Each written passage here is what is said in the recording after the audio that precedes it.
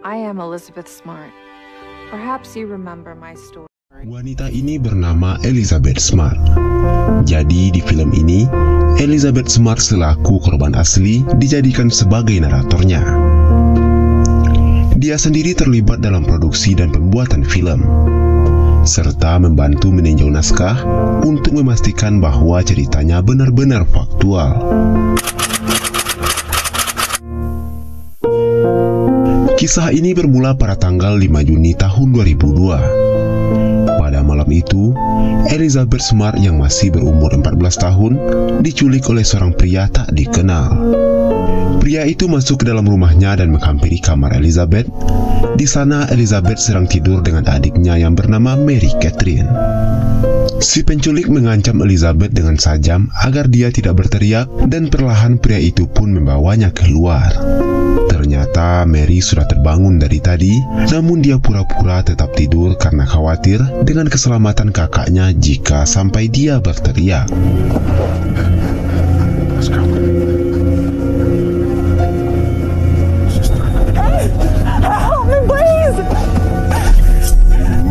Sesampainya di tepi jalan, Elizabeth yang melihat mobil polisi, ia pun mencoba untuk berteriak.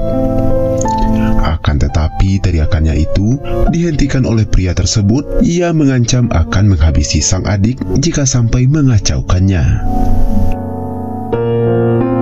Kemudian mereka terus berjalan masuk ke dalam hutan.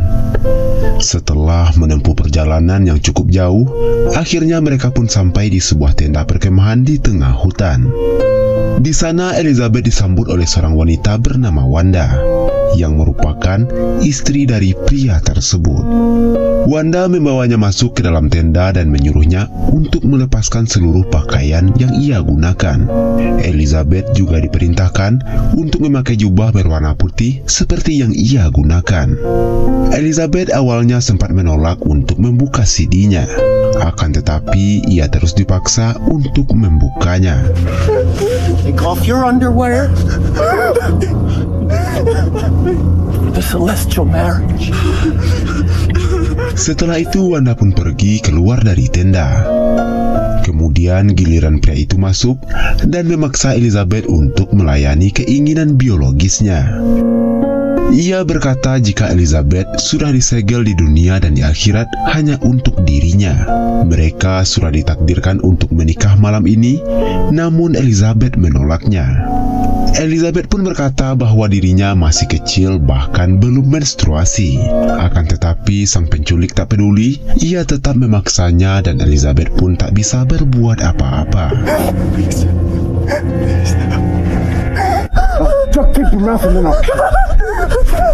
Do you want it to stop? So did I. To protect myself, I rolled onto my stomach. I remember thinking, maybe it would be better if I was dead. Esokan harinya Elizabeth terbangun dan mendapati dirinya telah diikat menggunakan kawat yang digembok. Elizabeth pun berusaha untuk membuka gembok itu pakai peniti yang masih tertempel di baju miliknya. Namun semua itu sia-sia, dia tidak bisa membukanya. Peniti itu mengingatkannya pada sang ibu yang selalu mencintainya. Di luar sana, pria itu berdoa bersama istrinya. Mereka berkata kalau Elizabeth beruntung karena si pemilik mengklaim bahwa dirinya adalah utusan yang telah menyelamatkannya dari dunia ini. Di sini Elizabeth baru menyadari kalau pria itu adalah seseorang yang pernah diberi uang oleh ibunya. Tidak hanya itu, pria itu juga pernah diberikan pekerjaan oleh ayahnya Elizabeth. Pria itu bernama David Mitchell alias Immanuel, yang merupakan seorang tunawisma yang tinggal di dalam hutan bersama istrinya. Elizabeth pun bertanya, "Kenapa kamu tega melakukan ini padaku? Padahal sebelumnya orang tuaku telah membantumu." Immanuel pun menjawab kalau dirinya mendapat perintah langsung dari Tuhan untuk melakukan ini semua. Dari sini bisa disimpulkan bahwa si Immanuel ini adalah orang stres. Apa yang ia lakukan selalu mengatasnamakan agama. Memasuki hari kedua, di malam harinya Emmanuel kembali memaksa Elizabeth bercocok tanam jagung di hadapan sang istri. Every single day, sometimes twice a day, and it was every bit. Lalu keesokan harinya Elizabeth yang masih dalam keadaan terikat dan tidak menggunakan pakaian sehelai benang pun terus diberikan pemahaman yang sesat oleh Emmanuel. Dengan dalil apapun yang ia katakan berdasarkan perintah dari Tuhan.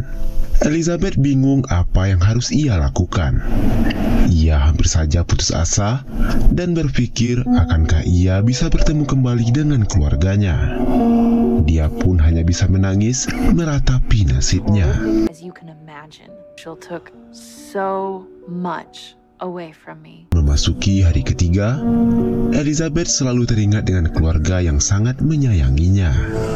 Dia berpikir jika ia menyerah begitu saja, tentu ia tak akan bisa bertemu kembali dengan keluarganya. Akhirnya Elizabeth mencoba berpura-pura baik dan menurut di hadapan mereka. Wanda lalu bercerita kalau dia mendapatkan perintah dari Tuhan untuk mengabdi pada Emmanuel. Dan dia juga berkata kalau apa yang dilakukan Emmanuel kepadanya bukanlah kejahatan, melainkan perintah Tuhan. Di saat makanan sudah siap, Elizabeth yang sudah sangat lapar pun langsung mengambil makanan yang ada di sana. Akan tetapi, dia malah diberi ceramah oleh Emmanuel dengan mengatakan bahwa Elizabeth tidak boleh makan sebelum ia memberkatinya. Ketika sedang berdoa, terdengar suara seseorang yang sedang mencari Elizabeth. Tentu hal itu membuat Elizabeth sangat senang, namun lagi-lagi ia diancam oleh Emmanuel dengan mengatakan, "Jika sampai berteriak, maka aku akan membunuh seluruh anggota keluargamu." Elizabeth! Anyone steps foot in this camp, I will kill them. I'll take that knife and slit his throat open.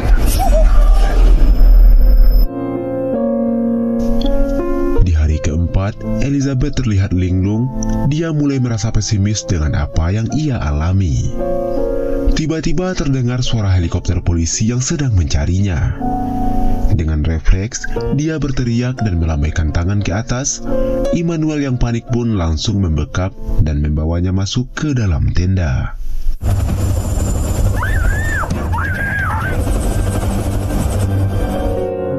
Waktu pun terus berlalu. Di hari-hari berikutnya, Elizabeth hanya bisa pasrah dan menuruti perintah dari mereka. Elizabeth selalu mengingat momen-momen di mana dia merasa bahagia dan dicintai oleh keluarganya. Emmanuel yang melihat Elizabeth yang sedang galau langsung membentaknya.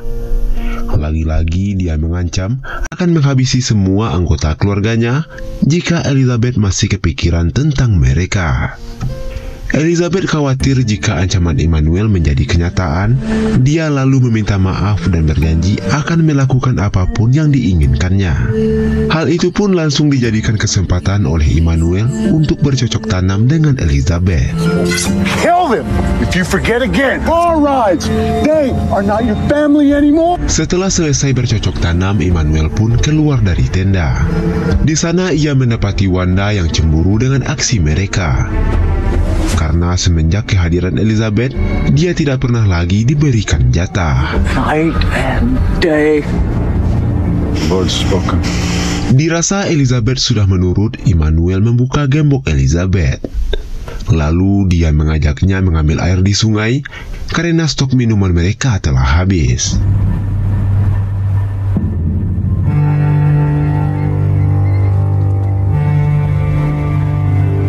Setelah menempuh perjalanan yang cukup jauh, akhirnya sampailah mereka di sungai. Namun karena ia kelelahan di jalan, ditambah lagi belum makan seharian, ia pun mengurungkan niatnya. I didn't have the energy. Emmanuel lalu pergi ke kota untuk mencari persediaan makanan, sementara mereka berdua ditinggal di tenda. Beberapa waktu kemudian, Emmanuel pun datang dengan membawa beberapa bekal makanan dan membawa selebaran tentang hilangnya Elizabeth. And the rain. Every lamppost, posters of her absence. Emmanuel juga membawa beberapa botol miras dan memaksa Elizabeth agar mau meminumnya. Gak ada pilihan lain, karena diancam tidak akan diberi makan, Elizabeth pun terpaksa meminumnya. You can eat whatever you want.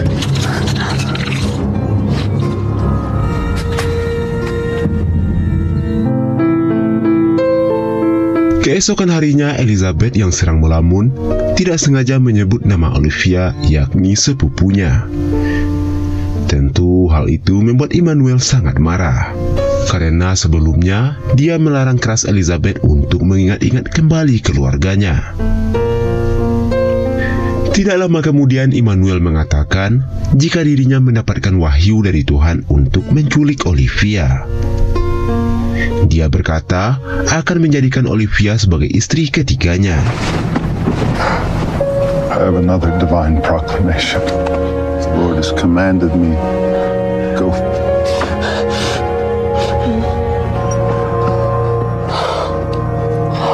Please keep Olivia safe, God. Elizabeth tentu menyesal telah menyebut nama sepupunya. Ia sangat khawatir karena apa yang terjadi padanya jangan sampai terjadi pada sepupunya. Elizabeth tak henti-hentinya berdoa sepanjang malam demi keselamatan Olivia.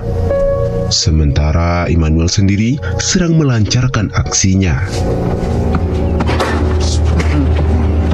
What happened? Olivia to be my new wife. Keesokan harinya Immanuel kembali tanpa membawa Olivia. Dia bercerita saat akan menculiknya dia tidak sengaja menjatuhkan vas bunga yang mengakibatkan semua orang terbangun. Dia pun segera berlari dari rumah Olivia karena ketahuan.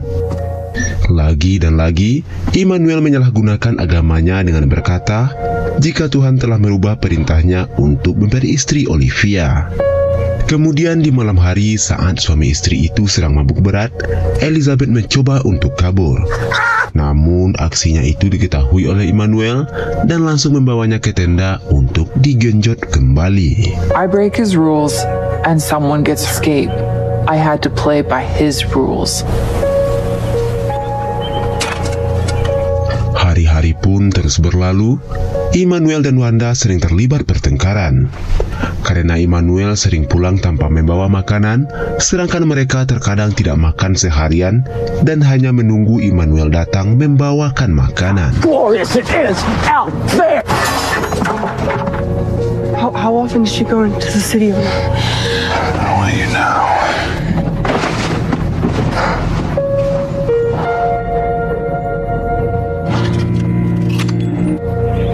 Karena tidak memiliki makanan, mereka bertiga pun memutuskan untuk pergi ke kota. Di sini sebenarnya Elizabeth memiliki kesempatan untuk kabur. Namun ia tak berani karena terlalu takut dengan ancaman Immanuel. I will kill you!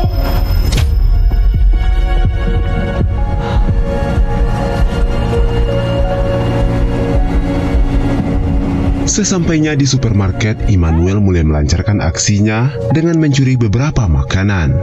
Pria penjaga supermarket itu sebenarnya mengetahui aksi Immanuel.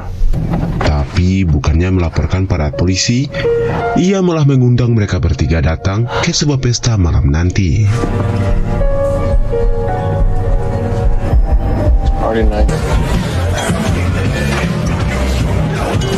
Saat berada di dalam pesta, seorang wanita melihat Elizabeth seperti dalam tekanan. Ia pun menawarkan bantuan padanya, namun Wanda menarik Elizabeth dan mengajak Immanuel yang sedang merayu wanita untuk segera pergi dari sana. Di hari ke-92, Immanuel mengajak mereka ke perpustakaan. Di sana orang-orang memandangi mereka dengan tatapan yang aneh. Dan saat Immanuel merencanakan kepindahan mereka dengan melihat sebuah peta, tiba-tiba datang seorang detektif menghampiri mereka. Detektif itu meminta izin untuk membuka cadarnya Elizabeth. Tapi dengan alasan kalau Elizabeth itu adalah anaknya, ia telah disucikan dan tidak boleh ada satupun orang yang melihatnya. Elizabeth hanya bisa terdiam karena terbayang-bayang dengan ancaman Immanuel. Immanuel menambahkan kalau agamanya tidak mengizinkannya. If you could just allow me to lift the veil and let her see her face, I'm sorry. I hope you. Thank you for your time. Setelah lama berdebat, akhirnya sang detektif pun menghargai keputusannya dan pergi dari sana. Memasuki hari ke-97, mereka menaiki bis untuk pindah ke California. Semakin pupuslah harapan Elizabeth untuk bertemu kembali dengan keluarganya. Semakin jauh ia berada, semakin banyak juga orang yang tidak mengenalinya. Kemudian mereka mendirikan tenda di kaki bukit San Diego, California. Namun keadaan di sana tidak jauh berbeda di tempat sebelumnya. Justru ini lebih parah lagi karena tanah yang gersang yang membuat mereka kesulitan untuk mendapatkan air dan juga makanan. Lalu mereka pergi ke kota di malam Natal hanya untuk mendapatkan belas kasihan orang lain yang memberinya makanan. Di hari ke-152, ada seorang pria datang menuju tenda mereka. Sementara di balik tenda, Immanuel sudah bersiap akan membunuhnya jika Elizabeth berteriak meminta bantuan. Pria itu terus memanggil-manggil, namun karena tidak ada jawaban, dia pergi dari sana. Memasuki hari ke-184. Merasa tempat itu sudah tidak aman, Immanuel memutuskan untuk pindah dari sana dan pergi jauh masuk ke dalam hutan. Di sini Wanda terlihat marah-marah melihat Immanuel yang hanya duduk santai sambil mabuk-mabuk, sedangkan stok makanan mereka telah habis. Wanda pun mengancam akan bundir jika dia tidak segera mencari makanan. Dan mau tak mau, Immanuel pun pergi ke kota untuk mencarinya. It is my turn to talk. I'm going to town. And I don't know when I'll be back. Hingga memasuki hari ke-186, mereka berdua belum makan, sedangkan Immanuel sendiri juga belum kembali dari kota. Di hari ke-191 dan sudah 1 minggu lamanya, Immanuel meninggalkan mereka. Tidak hanya makanan yang habis, kini minuman pun sudah tidak ada yang tersisa. Keadaan ini hampir saja membuat mereka berdua mati kelaparan. Bahkan Elizabeth mengubur dalam-dalam harapan untuk bisa kembali dengan keluarganya. Namun lagi-lagi ingatan tentang keluarganya, canda tawa, kehangatan dan kasih sayang dari mereka yang sangat mencintai Elizabeth, itu semualah yang tetap menguatkan Elizabeth sampai saat ini.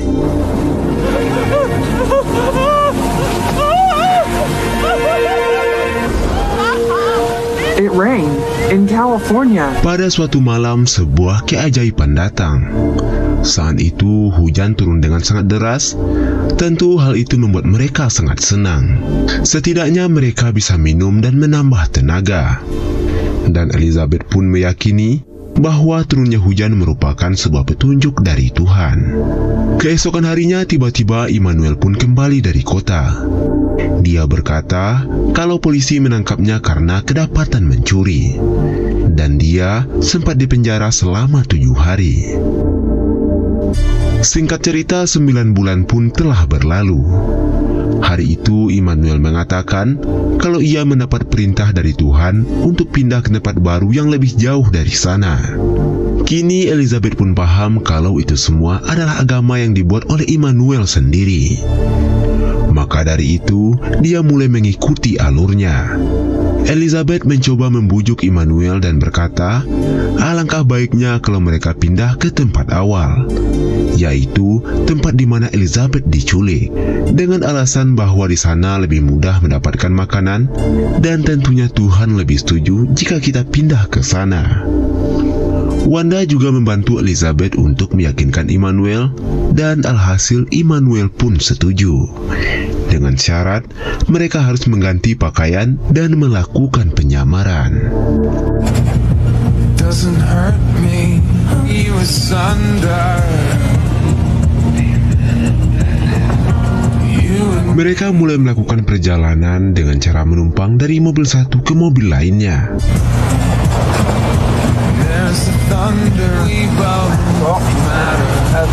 Di hari ke-280 dan sampailah mereka di lokasi tujuan.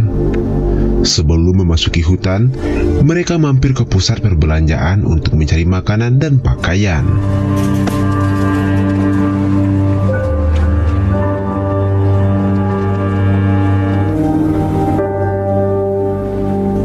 sana Elizabeth melihat sebuah poster yang memberitakan tentang anak-anak yang hilang. Namun, dia tidak melihat poster yang memasang gambarnya. Immanuel mengatakan jika mereka telah melupakanmu dan mulai saat ini kamu menjadi milikku selamanya. Setelah itu mereka pergi keluar dan secara tiba-tiba datang mobil polisi menghampiri mereka. You need to stop.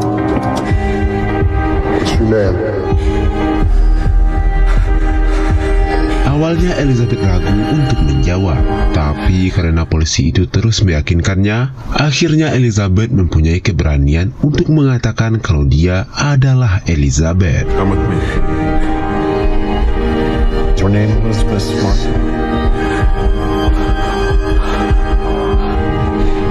It's okay. Nobody's gonna hurt you. I am Elizabeth Smart. Sementara itu, Immanuel dan Wanda berhasil diamankan oleh para polisi. Seakan sebuah mimpi, Elizabeth masih belum percaya jika dia telah bebas dari sang penculik.